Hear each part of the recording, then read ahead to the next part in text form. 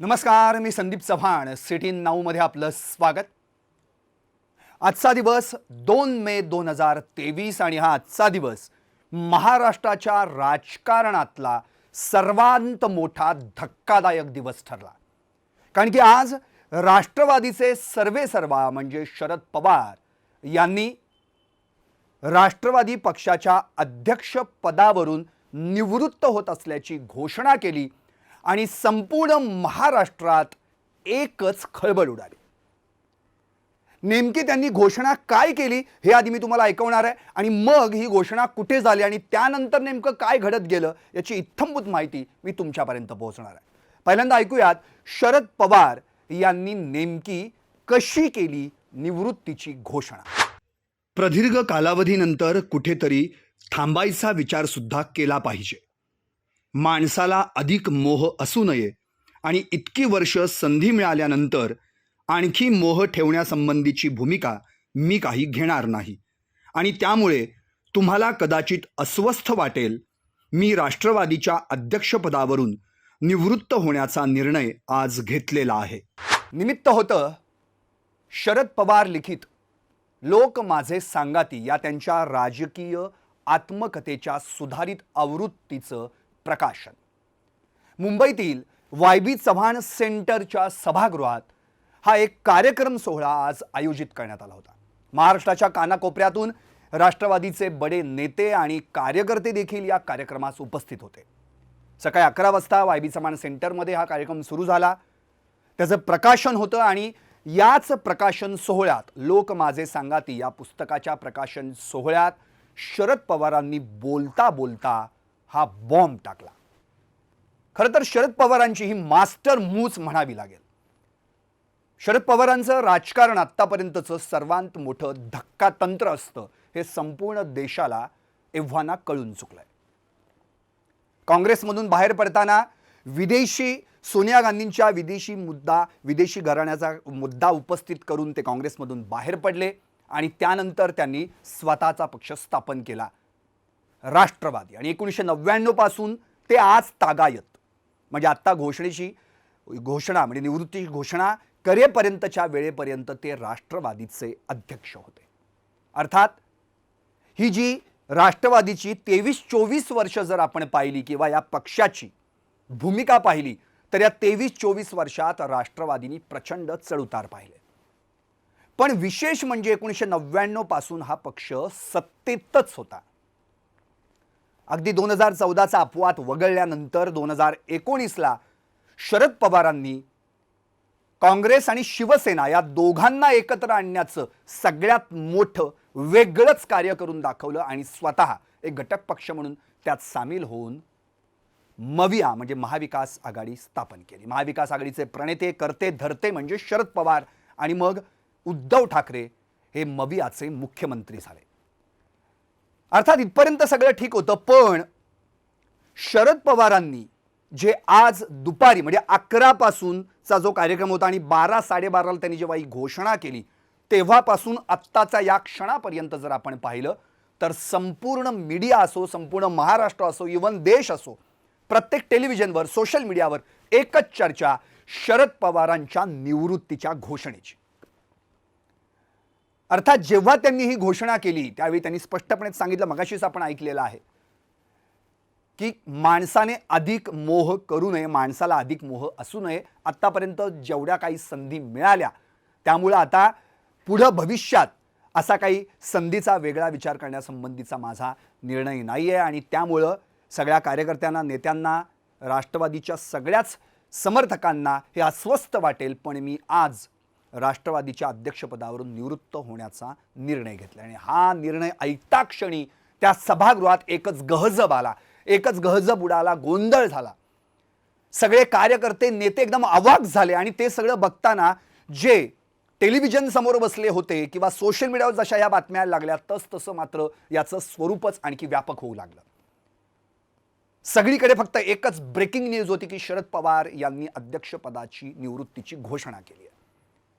मग मात्र त्यांची मनधरणी सुरू झाली आणि तिथून जो आत्तापर्यंतचा सगळा प्रवास जर आपण पाहिला म्हणजे पुन्हा एकदा त्यांच्याशी मनधरणी करून चर्चा झाल्यानंतर अजित पवार आणि सुप्रिया सुळे, छगन भुजबळ जेव्हा वाय.बी. चव्हाण सेंटरला आले आणि कार्यकर्त्यांसमोर जोपर्यंत त्यांनी शरद पवारांची भूमिका मांडत नाहीत तोपर्यंतचा जो काळ होता, म्हणजे साधारण 1:30 वाजल्यापासून ते अगदी 5:15 वाजेपर्यंत 4-5 तास जे होते, या 4-5 तासांमध्ये प्रचंड मोठ्या घडामोडी घडल्या.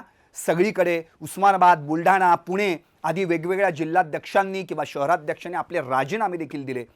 खरं तर स्पष्टपणे या ठिकाणी जाणवलं की शरद पवार हेच या पक्षाचे सर्वेसर्वा आहेत. प्रत्येकाच्या कार्यकर्त्यांच्या हृदयात, मनात तेच आहेत. शरद पवार म्हणजेच राष्ट्रवादी, राष्ट्रवादी म्हणजेच शरद पवार, हे जे समीकरण आहे, हे समीकरण आज या निमित्तानं पाहायला मिळालं. आता अर्थात याचे परिणाम काय, हे नेमकं काय घडलं, याच्या मागच्या काय शरद पवारांनी नेमकी तिरपी चाल खेळली का अडीच घर चालले, नेमकं काय आहे, हे सगळे आपण नंतर त्याच्यावर चर्चा करू सविस्तर. पण सगळ्यात महत्त्वाचं म्हणजे जेव्हा शरद पवारांनी ही घोषणा केली तेव्हा मात्र त्या सभागृहात एकच गोंधळ सुरू झाला. कार्यकर्त्यांची रडारड सुरू झाली. अक्षरशः बडे बडे मोठे नेते देखील आपण रडताना आज पाहिले, भाऊक झाल्याचे पाहिले. शरद पवारांनी ही घोषणा केल्यानंतर संपूर्ण सभागृह पहिल्यांदा स्तब्ध झालंच, पण त्यानंतर मात्र सभागृहात मात्र एकच गोंधळ सुरू होता. महाराष्ट्राचा बुलंद आवाज शरद पवार. सगळीकडे एकच घोषणाबाजी सुरू झाली. अध्यक्षपदाची जी काही निवृत्तीची घोषणा शरद पवारांनी केली ती मागे घ्यावी, नाहीतर आम्ही सभागृह सोडणार नाही, असं प्रत्येक कार्यकर्त्याचं मत बनलं. मग अक्षरशः नेत्यांनी देखील मंथनी करायला सुरुवात केली.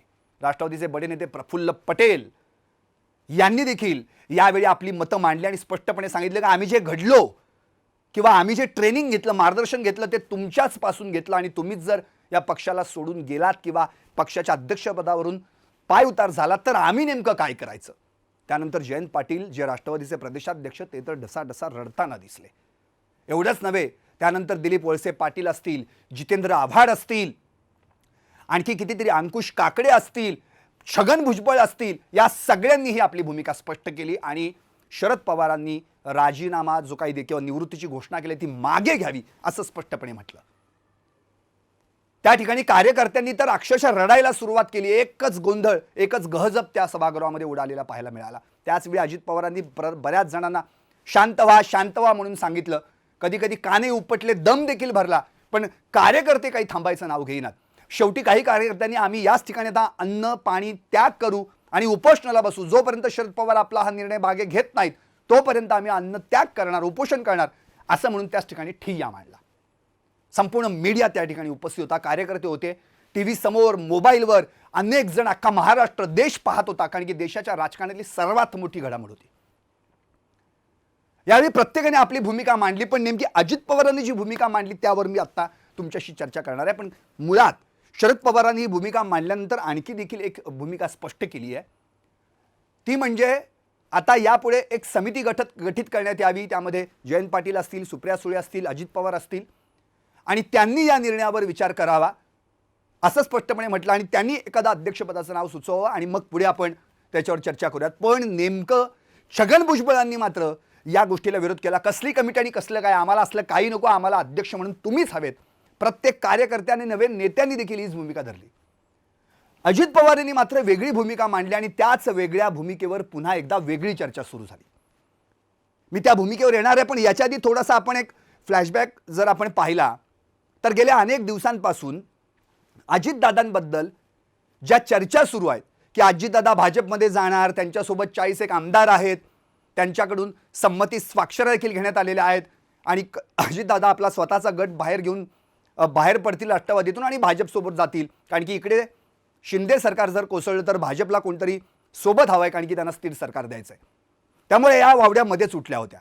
पण याच्या आधीच्या जर घटना पाहिल्या त्या देखील फार महत्त्वाच्या आहेत. आपल्याला सगळ्यांना आठवतंय की नागालँडमध्ये जी निवडणूक पार पडली त्या ठिकाणी भाजपला पाठिंबा राष्ट्रवादीने दिला. इतकंच नव्हे तर नंतर गौतम अदानीबद्दल जे राहुल गांधींनी लोकसभेत रान उठवलं होतं, नेमकी त्याच विरोधात भूमिका शरद पवारांनी घेतली आणि गौतम अदानींची वेगळी चौकशी करायची गरज काय आहे, सर्वोच्च न्यायालयाच्या समितीकडून ती चौकशी होणार आहे अशी भूमिका मांडली. त्यामुळे तिथे काँग्रेसचा विरोध पत्करला. नंतर अदानी स्वतः शरद पवारांना भेटायला आले. अशा वेगवेगळ्या भूमिका, परत विरोधी पक्षांचे ज्या काही मोठ बांधायचं काम सुरू होतं त्या बैठकींना देखील शरद पवार गैरहजर राहिले. त्यामुळे या सगळ्याच गोष्टी जर आपण पाहिल्या तर कुठेतरी काँग्रेस आणि शिवसेना एकाच ट्रॅकवर चालली आहे, पण शरद पवार म्हणजे राष्ट्रवादी मात्र वेगळ्याच ट्रॅकवर जाते असा या ठिकाणी संभ्रम निर्माण झाला. महाविकास आघाडीमध्ये देखील कुजबूज सुरू झाली. त्याच दरम्यान इकडे अजितदादांचं नॉट रिचेबल होणं, दौरे अर्धवट सोडून निघून जाणं, मध्येच वेगळी भाजपसोबत जाण्याची टूम येणं, त्यात स्वतःची महत्वाकांक्षा जाहीर करणं की 2024ला कशाला मी आत्ताच मुख्यमंत्री व्हायला तयार आहे अशी मुलाखतीतनं वेगळी भूमिका मांडणं, तिकडे जयंत पाटील राष्ट्रवादीचाच मुख्यमंत्री होणार असं म्हणणं, पण मुख्यमंत्री कोण याचं नाव न सांगणं, आधेमध्येच सुप्रिया सुळेंचे भावी मुख्यमंत्री म्हणून बॅनर लागणं, जयंत पाटलांचे भावी मुख्यमंत्री म्हणून बॅनर लागणं, अजितदादांचे भावी मुख्यमंत्री म्हणून बॅनर लागणं, हे सगळं स्वतः शरद पवार राष्ट्रवादीचे अध्यक्ष सर्वे सर्वा असताना त्यांच्या नजरेसमोर घडत होतं. आणि त्याच दरम्यान शरद पवारांनी या ठिकाणी स्पष्टपणे हे या लोक माझे सांगाती या पुस्तकाच्या सुधारित आवृत्तीत जे काय लिहिलंय त्याचा देखील आता मोठमोठे खुलासे व्हायला लागलेले आहेत. त्यामध्ये अजितदादांचं जे तेव्हाचं वागणं होतं, पहाटेचा शपथविधी, ते अत्यंत गैर होतं असं म्हटलं. आणि त्यामुळं या गोष्टीला कुठेतरी खतपाणी मिळायला सुरुवात झाली. अर्थात अजितदादांनी मात्र जी भूमिका घेतली वेगळी ती आता मी तुम्हाला सांगतो. आणि अजितदादा जेव्हा बाकीचे सगळेच नेते कार्यकर्ते शरद पवारांनी निवृत्त होऊ नये, अध्यक्षपदावर कायम राहावं असं सांगत होते, घसा फोडून सांगत होते, त्याच वेळी अजितदादा सगळ्यांसमोर भूमिका मांडताना असं म्हटले की मुळातच जर नवीन अध्यक्ष या पदावर येणार असेल तर काय प्रॉब्लेम आहे तुम्हाला, आणि की तो जो कोण येणार आहे तो शरद पवार यांच्याच मार्गदर्शनाखाली तयार होणार आहे. आतापर्यंत आपण सगळं त्यांचंच मार्गदर्शन घेऊन इथपर्यंत पोहोचलो, हे कोणी येरा गाबाळ्याला सांगण्याचं काम नाही. शरद पवार म्हणजेच राष्ट्रवादीप्रती हे आपल्याला सगळ्यांना मान्य असताना जर एखादा नवीन अध्यक्ष येत असेल आणि शरद पवारांच्या मार्गदर्शनाखाली तो तयार होत असेल तर तुम्हाला काय प्रॉब्लेम होतो. त्याचवेळी सुप्रिया सुळेंनी याच्यावर काहीतरी बोलावं अशी कार्यकर्त्यांनी भूमिका व्यक्त करताच, सुप्रिया तू बोलू नकोस, मोठा भाऊ या नात्यानं अधिकारवाणीने मी तुला सांगतोय असं म्हटलं आणि सुप्रिया सुळेंना त्या ठिकाणी बोलू दिलं नाही. याच वेळी छगन भुजबळ असतील किंवा जितेंद्र आव्हाड असतील, जयंत पाटील असतील, प्रफुल्ल पटेल असतील, दिलीप वळसे पाटील असतील, अंकुश काकडे असतील आदी मोठमोठ्या नेत्यांनी आपली भूमिका स्पष्ट केली. पण आणखी एक महत्त्वाचा मुद्दा असा होता की शरद पवारांच्या उजव्या हाताला प्रतिभा पवार देखील बसल्या होत्या आणि त्यांनी मात्र या ठिकाणी बोलण्यास नकार दिला. त्यांनी ही सगळी भूमिका स्पष्टपणे पाहिली आणि त्या शरद पवार त्यांच्या भूमिकेवर ठाम आहेत असं म्हणाल्या होत्या. या आधीच्या भूमिका त्यांनी घेतल्या होत्या. त्यामुळे आज शरद पवार नेमकं हे ठरवूनच आले होते की मी बोलणार म्हणून आणि आज मी अध्यक्षपदाच्या निवृत्तीची घोषणा करणार. आणि की अजितदादांनी स्पष्टपणे सांगितलं की ही घोषणा कालच होणार होती, पण काल वज्रमुठ ही मवियाची सभा मुंबईत होती आणि ती जर सभा सुरू असताना असं जर इकडे शरद पवारांनी घोषणा केली असती तर कदाचित त्या सभेवर परिणाम झाला असता, म्हणून ती घोषणा आज करायला लावली. याचा अर्थ अजितदादांना हे आधी कुठेतरी माहीत होतं, पण बाकीच्या नेत्यांची जर आपण वाक्य पाहिली ऐकली तर इथे प्रफुल्ल पटेल म्हणाले की आम्हाला तर काहीच माहीत नव्हतं, आम्हाला साधी कल्पनाही नव्हती. जयंत पाटील देखील म्हणाले मला तर मनात देखील हा कधी विचार आला नव्हता. मग हे सगळे यांना माहीत नव्हतं, अजितदादांना माहीत होतं आणि सुप्रिया सुळेंचं मौन. त्यामुळं नेमकं म्हणायचं काय, नेमकं कुणाला हे माहीत होतं आणि कुणाला माहीत नाही हाच प्रश्न आता या ठिकाणी उपस्थित होतोय. त्या तिकडे मुळातच अजितदादांनी स्पष्ट सांगितलेलं आहे की बाबा जर नवीन अध्यक्ष करायचा असेल तर तो शरद पवारांच्या संमतीने आणि त्यांच्या मार्गदर्शनाखालीच होणार आहे. तुम्ही आम्ही पण त्यांच्या मार्गदर्शनाखाली घडलेलो आहोत अशी भूमिका अजित पवारांनी स्पष्ट केली. त्यामुळे सगळ्या नेत्यांचा एक सूर होता की अध्यक्षपदी शरद पवारांनी कायम राहावं आणि अजितदादांचा एक सूर होता की नाही, अध्यक्षपदी नवीन कोणाची वळणी लागत असेल आणि शरद पवारांनी हा निर्णय घेतला असेल तर तो योग्य राहील. त्यामुळे नेमकं या पक्षात चाललंय काय, राष्ट्रवादीमध्ये दुफळी झालेली आहे का.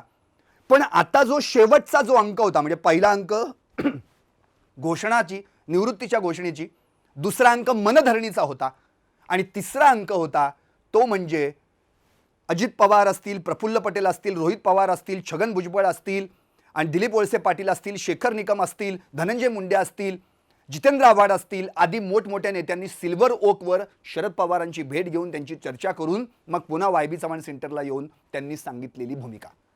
त्यावेळी त्यांनी स्पष्टपणे सांगितलं की शरद पवार साहेबांनी असं सांगितलेलं आहे की मला 2-3 दिवस विचार करायला वेळ द्या, मी फेर विचार करेन असं स्पष्टपणे म्हटलेलं आहे.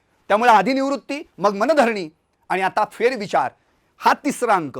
अशा या 3 अंकांमध्ये हे राजकीय नाट्य आज आपल्याला 12 वाजल्यापासून म्हणजे 12:30 वाजल्यापासून 6:15 पर्यंत पाहायला मिळालं. या 5.5-6 तासांच्या कालावधीमध्ये राष्ट्रवादीवरच्या ज्या काही सोंगट्या होत्या त्या इतक्या जबरदस्त हालताना दिसल्या की शरद पवारांचं धक्कातंत्र काय असू शकतं, शरद पवारांची मास्टर मूव्ह काय असू शकते हे याच्यातनं स्पष्ट झालं.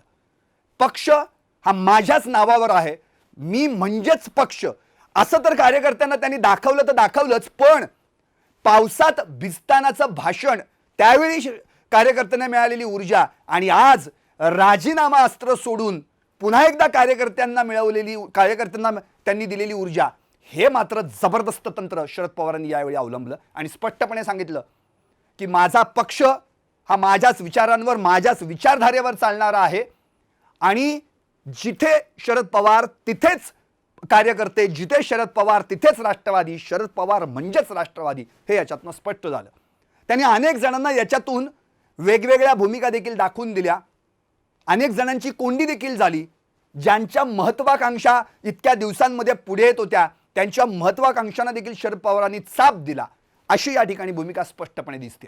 त्यामुळं देशाच्या राजकारणात सर्वात मोठं राजकीय धक्कातंत्र जर कोणी देणारा नेता असेल तर तो एकमेव म्हणजे शरद पवार.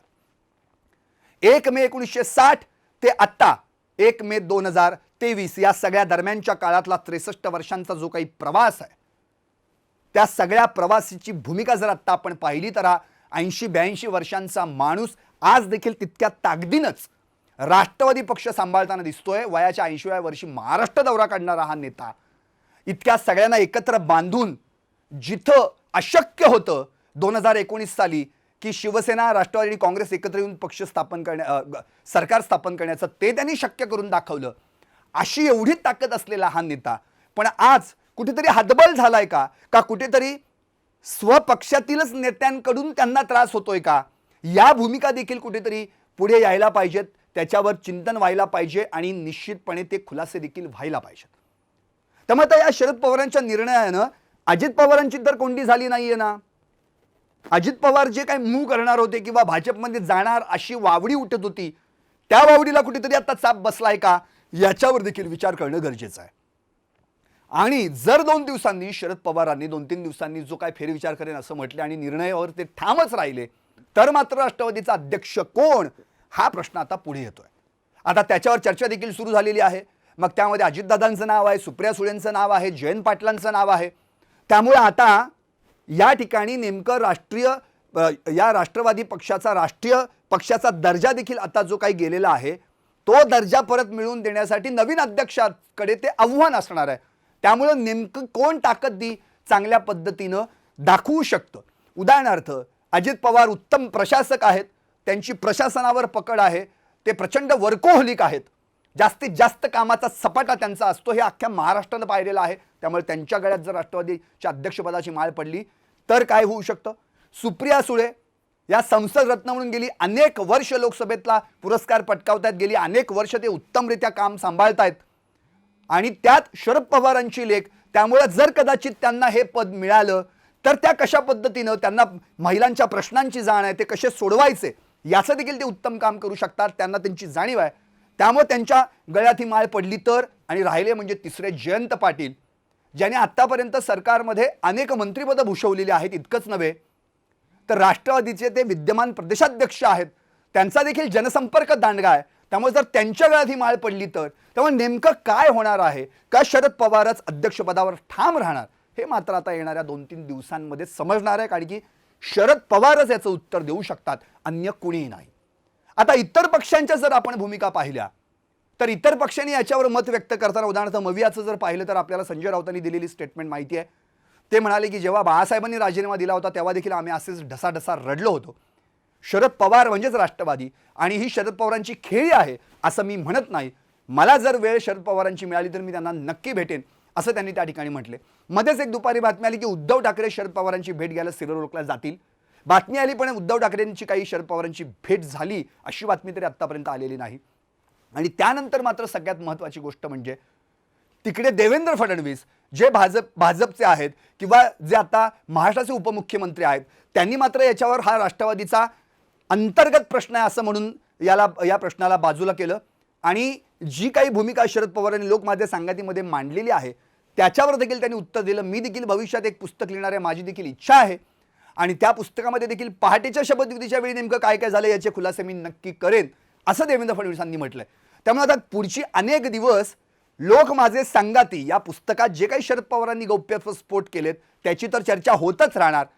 पण पुढचे 2-3 दिवस राजकारणात नेमकं काय घडणार आहे महाराष्ट्राच्या, आणि शरद पवार आपला जो निर्णय तो मागे घेतात का त्या निर्णयावर ठाम राहतात, याच्यावर देखील महाराष्ट्राचं राजकारण फिरणार आहे. त्यामुळे आता नेमकी परिस्थिती अशी आहे की तिकडे एकतर कार्यकर्त्यांची मनधरणी आणि मनधरणीतून आलेला प्रचंड दबाव, जनरेटा, या जनरेट्यामुळे शरद पवारांनी किमान आपल्या स्वकर्तृत्वाच्या ताकदीवर कार्यकर्त्यांच्या भावनांना बांध घातलेले 2-3 दिवस कुठेतरी थांबायला सांगितलेलं आहे.